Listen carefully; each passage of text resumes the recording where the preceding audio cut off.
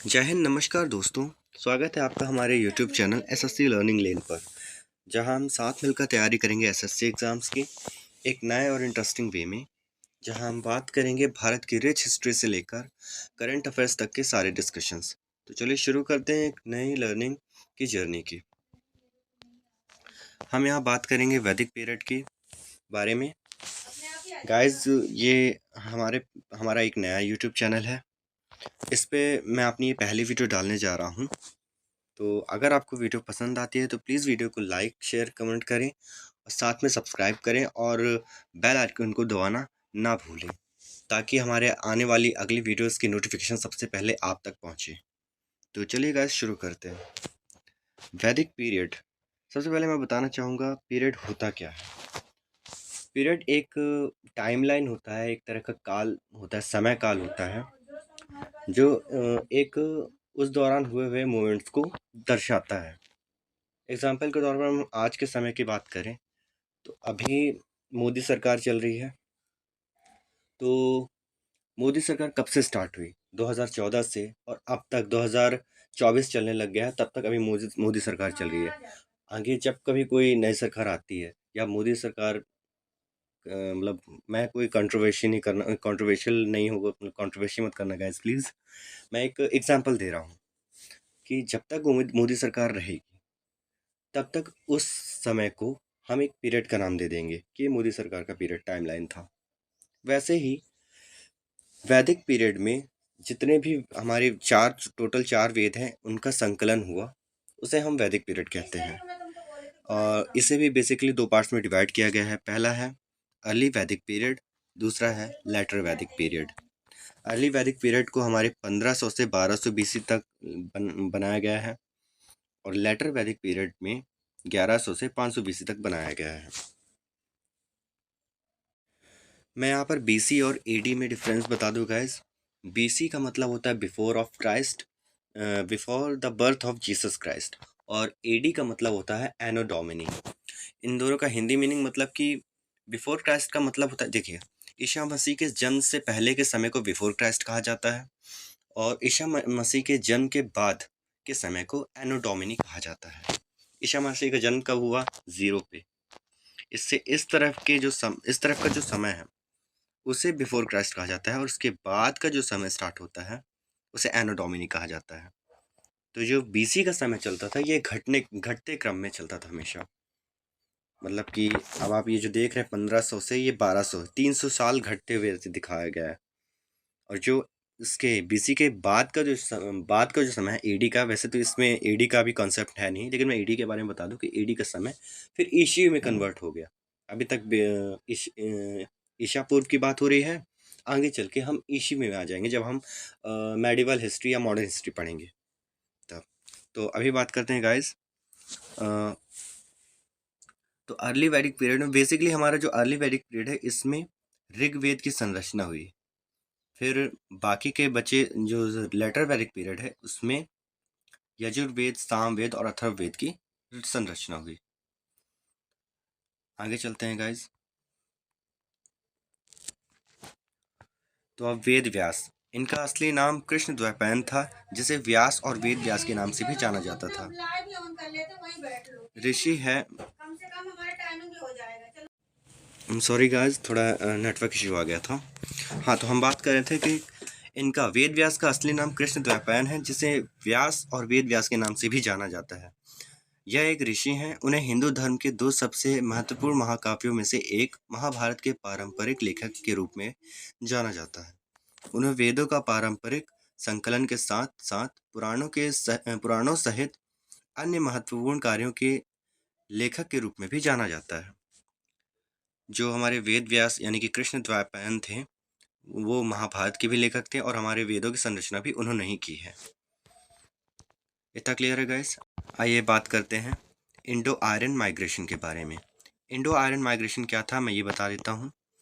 हमारे भारतवर्ष में ये जो हिस्सा था, ये पूरा, ये द्रविड़, यहाँ पर द्रविड़ रहते थे। यहाँ पर रहने वालों को द्रविड़ कहा जाता है, जिन्हें एक्चुअल में मूल भारतीय भी कहा जाता है। जो हमारे आर्यंस थे ना, वो यहाँ से, मतलब वो इस एरिया में रहते थे। इस एरिया में हमारे आर्यंस रहते हैं, इन्होंने अपने आप को आर्यंस कहा था। इन दोनों के मेल मिलाप को ही जो ये दोनों इन दोनों के मेल मिलाप को ही इंडो आर्यन माइग्रेशन कहा जाता है। आर्यन जिस धरती पर रहते थे उसे सप्त सिंधु के नाम से जाना जाता था। हमारे भारत के टोटल 17 नाम हैं, जिसमें से सप्त सिंधु एक नाम और है। सप्त सिंधु इसलिए गाइस क्योंकि इसे लैंड ऑफ 7 रिवर्स कहा जाता था, क्योंकि यहाँ से 7 नदियां होकर प्रवाह होती थी। अब इन 7 नदियों के नाम थे सिंधु, जिसे आज के टाइम पर हम इंदस रिवर कहते हैं, विपाश नदी जिसे हम ब्यास नदी भी कहते हैं, वितस्ता नदी जिसे हम झेलम कहते हैं, पुरुषनी नदी जिसे हम रावी नदी कहते हैं, असिकनी नदी जिसे हम चिनाब नदी कहते हैं, और शुतुद्री नदी जिसे हम सतलुज रिवर भी कहते हैं, और एक सरस्वती नदी। इसका कोई पुराना नाम, मतलब जो इसे पहले कहा जाता है उसे आज भी सरस्वती ही कहा जाता है। आगे आ जाते हैं guys. The original homeland of the Aryans is a matter of debate, with different experts suggesting different regions for where they originated. Max Muller some says they came from the Central Asia, while others think they originated from the Russian steppes. Bal Gangadhar Tilak, Aryans came from the Arctic region. The Vedic age started with the Aryan occupation of the Indo-Gangetic plains. कई लोगों ने अपनी philosophy बताई guys कि आर्यों की मूल मातृभूमि विभिन्न विशेषज्ञों के साथ एक बहस का विषय रहा। कई लोगों ने कहा कि ये आर्कटिक रीजन के थे, कई लोगों ने कहा ये मध्य एशिया से आए हुए थे। ये देखिए, मैक्स मूलर के आधार पर कुछ लोग कहते थे कि वे मध्य एशिया से आए थे, जबकि अन्य सोचते हैं कि उनकी उत्पत्ति रूसी स्टेप्स से हुई थी। और यहीं पर बाल गंगाधर तिलक का कहना है कि ये आर्य आर्कटिक क्षेत्र से आए थे, क्योंकि ये आर्कटिक रीजन के थे। जैसे कि ये मान लीजिए हमारी अर्थ है, ये आर्कटिक रीजन है, तो उन लोगों का कहना है कि आर्कटिक, क्योंकि ये गोरे थे इसलिए इन्हें लोग कहते हैं कि आर्कटिक रीजन से। कई लोगों ने अपनी फिलॉसफी बताई, लेकिन एसएससी तो इसमें सवाल जो बनता है, एसएससी किस जवाब को मानेगा। अगर एसएससी आपसे पूछता है कि आर्य कहाँ से आए थे, तो आपको मैक्स मूलर के आधार पर बताना है कि ये आर्य सेंट्रल एशिया से आए थे। आगे आ जाते हैं गाइस। इंडो आर्यन माइग्रेशन में एक बात और सामने आती है कि जो हमारे आर्यंस थे वो संस्कृत भाषा का इस्तेमाल करते थे। कई लोगों का कहना है कि संस्कृत भाषा, जो हम मानते हैं कि संस्कृत भाषा हमारे भारत में जन्म ली है, मतलब संस्कृत भाषा का जो जन्म है वो हमारे भारतवर्ष में हुआ, लेकिन ऐसा नहीं है गाइस। मैं अब क्या मतलब डिबेटेबल हो सकता है थोड़ा सा, लेकिन मैं कहना चाहता हूँ कि संस्कृत भाषा जो है अगर भारत में ही जन्म लेती, सिर्फ भारत में ही होती, तो मतलब ये आर्यंस को कैसे पता थी। मतलब संस्कृत भाषा का जो प्रचलन था वो काफ़ी पुराना भी है और कई जगह पे था। तो आर्यन संस्कृत भाषा इस्तेमाल करते थे। उन्होंने सिंधु घाटी के शहरी लोगों की तुलना में ग्रामीण अर्ध खानबदोश जीवन का नेतृत्व किया। ऐसा माना जाता है कि उन्हें खैबर दर्रे के माध्यम से भारत में प्रवेश मिला। जो आर्यंस थे वो आईवीसी यानी कि इंडस वैली सिविलाइजेशन की तुलना में थोड़े ग्रामीण थे। मतलब कि ये ग्रामीण जीवन व्यतीत करते थे। जो हमारे इंडस वैली सिविलाइजेशन के लोग हैं वो काफ़ी सिविलाइज थे, काफ़ी हाई प्रोफेशनल लोग थे। मतलब कहा जाए तो काफ़ी ज़्यादा हाँ शहरीकरण थे ना, सिविलाइजेशन। अब आईवीसी के बारे में हम आगे पढ़ेंगे, वो काफ़ी सिविलाइज थे। जैसे कि हम आज के टाइम पे जिस तरह के ऐशो आराम करते हैं, उस टाइम पे उनका भी उस टाइम के हिसाब से अच्छा ऐशो आराम था। तो हम उसके बारे में बात करेंगे। फिलहाल आप इतना जानिए कि ये इंडस वैली सिविलाइजेशन से थोड़े कम पदे, मतलब थोड़े नीचे थे, पिछड़े थे। नीचे नहीं कहेंगे, पिछड़े ही थे। अब अर्ली वैदिक पीरियड और लेटर वैदिक पीरियड में डिफरेंस जान लेते हैं कि क्या क्या होता था। गाइस, अर्ली वैदिक पीरियड में इनमें रूल क्या था? रूल इसमें यही था कि अर्ली वैदिक पीरियड को पहले जैसे इसे ऋग वैदिक पीरियड भी कहा जाता था। यहाँ जो किंग था उसे राजन का नाम दिया जाता था, उसे राजन कहते थे। और यहाँ वहीं अगर लेटर वैदिक पीरियड की बात की जाए तो यहाँ पर उसे राजन को राजा ही कहने लग गए। महाजनपद का उदय हुआ लेटर वैदिक पीरियड में। अर्ली वैदिक पीरियड में जो सोशल ग्रुपिंग होती थी, उसमें हम फैमिली को कुल कहते थे। जैसे हम कहते हैं ना, हम कौन से कुल से हो भाई, तुम्हारा कुल क्या है, फैमिली क्या है। गांव को ग्राम कहते थे, जो खानदान था उसे विशु कहते थे, और जो लोग थे उन्हें जन कहते थे, जन।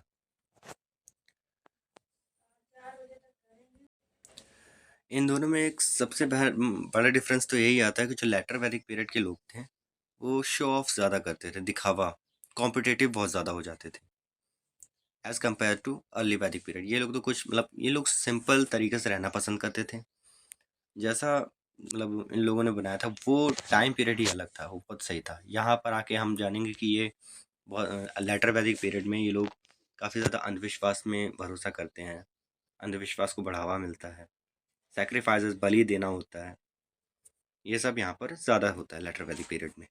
जो अर्ली वैदिक पीरियड के लोग थे, ये एक्चुअल में जो जो कहते हैं ना पूजा पाठ, वो एक्चुअल में ये लोग करते थे as compare to later later Vedic period.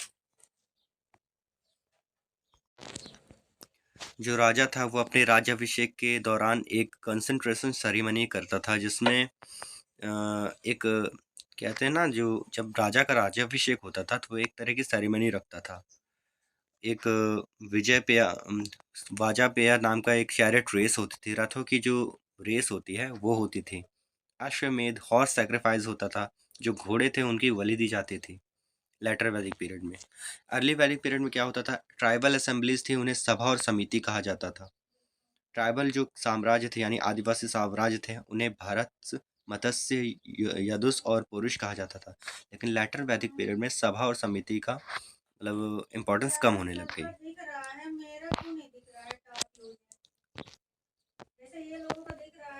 जो यहाँ पर जो लोग थे, वो ऋग वैदिक टाइम के सबसे लार्जेस्ट सोशल यूनिट कहलाते थे। मतलब किसी भी कोई कार्यक्रम या कोई सभा बुलाना होता था, तो लोगों को बुलाया जाता था, सबसे ज़्यादा महत्वता थी इन लोगों की। और यहाँ पर तो ठीक था, लेकिन लेटर वैदिक पीरियड में ऐसा नहीं था। यहाँ पर राजाओं की पावर इंक्रीज हुई, कई तरह के अंधविश्वास हुए, सैक्रिफाइस देने पड़ते थे, मतलब कि बलि चढ़ते थे, ये सब मतलब रिचुअल्स किए परफॉर्म किए जाते थे। तो यहाँ पर जो सोशल यूनिट जन थी, वो उसका यहाँ पर अब इम्पोर्टेंस कम होने लगा। अब बात करते हैं रिलीजन डिफरेंसेस की, कि इन दोनों में रिलीजन डिफरेंसेस क्या होते थे। अर्ली वैदिक पीरियड में ये लोग पूजा करते थे, they worship natural forces like earth, fire, wind, rain and thunder etcetera. ये लोग नेचुरल जो फोर्सेस होते थे उसकी पूजा करते थे, जैसे कि हमारी पृथ्वी, आग, हवा, रेन, थंडर यानी कि इसका मतलब तो यही, मुझे भी थोड़ा याद नहीं आ रहा है गाइस, अभी मैं रिकॉल नहीं कर पा रहा हूँ। यानी कि ये जो होता है ना, ये आंधी तूफान वगैरह, इसकी पूजा करते थे, थंडर। और इनमें कोई टेम्पल्स या कोई आइडियल वर्शिप नहीं होती थी, जैसे कि आज के समय पे लोग मंदिर जाते हैं, लेकिन उस टाइम पे ऐसा कुछ नहीं था। ये लोग अपने जो पूजा करते थे, ये नॉर्मली एक जगह सभा बुला करके अपनी वर्शिप को पूरा कर लेते थे। लेकिन लेटर वैदिक पीरियड में लेटर वैदिक पीरियड में प्रजापति यानी कि ब्रह्मा, विष्णु, महेश की पूजा होने लगी। ये सही भी है, उसमें कोई गलत भी नहीं है। हम सब अपने अपने भगवान को मानते हैं, वो सब यहीं से स्टार्ट हुआ था एक्चुअल में। लेकिन नेचुरल रिसोर्सेज को फिर यहाँ इंपॉर्टेंस कम मिलने लगी। फिर यहाँ पर लोग, और एक तरह से कहते नहीं, मैं गाइस प्लीज़ बुरा मत मानिएगा, लेकिन यहाँ पर दिखावा ज़्यादा होता था लेटर वैदिक पीरियड से ही। जो कहते हैं ना कॉम्पिटिटिव होना, वो यहीं से स्टार्ट हुआ था।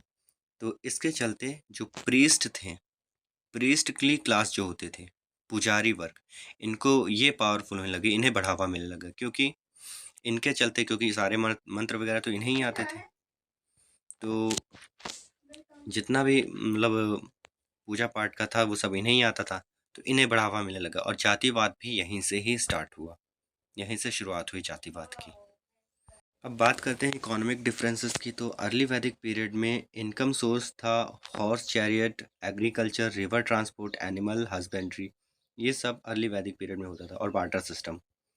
लेटर वैदिक पीरियड में एग्रीकल्चर दोनों में ही कॉमन था, और मेटल वर्क होता था लेटर वैदिक पीरियड में।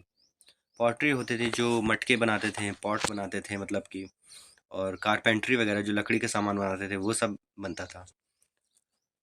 और लेटर वैदिक पीरियड में फर्स्ट इंडियन कॉइन्स था पंच। जो पहला भारतीय जो सिक्का था उसे पंच के नाम से जाना जाता था।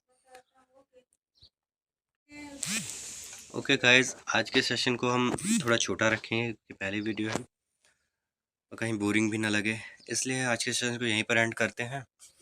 हाँ, एक और बात बता दूं कि ये जो मैं पीडीएफ से मैं आपको पढ़ा रहा हूँ, ये एक्चुअली वरुण अवस्थी सर की पीडीएफ है। मैं अपने खुद के सिस्टम से अभी पीडीएफ जनरेट नहीं कर पा रहा हूँ, क्योंकि उसमें कुछ टेक्निकल इशू आ गए हैं। तो जैसे ही वो सही हो जाते हैं, मैं फिर मतलब हम स्वयं की पीडीएफ से पढ़ाना स्टार्ट कर देंगे। फिलहाल तो वरुण सर के पीडीएफ से अभी आपको पढ़ाएंगे, जब तक टेक्निकल इशू सही नहीं हो जाता उसका। तो थैंक यू गाइस, अगर आपको ये इन्फॉर्मेटिव लगा हो तो प्लीज़ मेरे चैनल को सब्सक्राइब कीजिए। धन्यवाद, जय हिंद।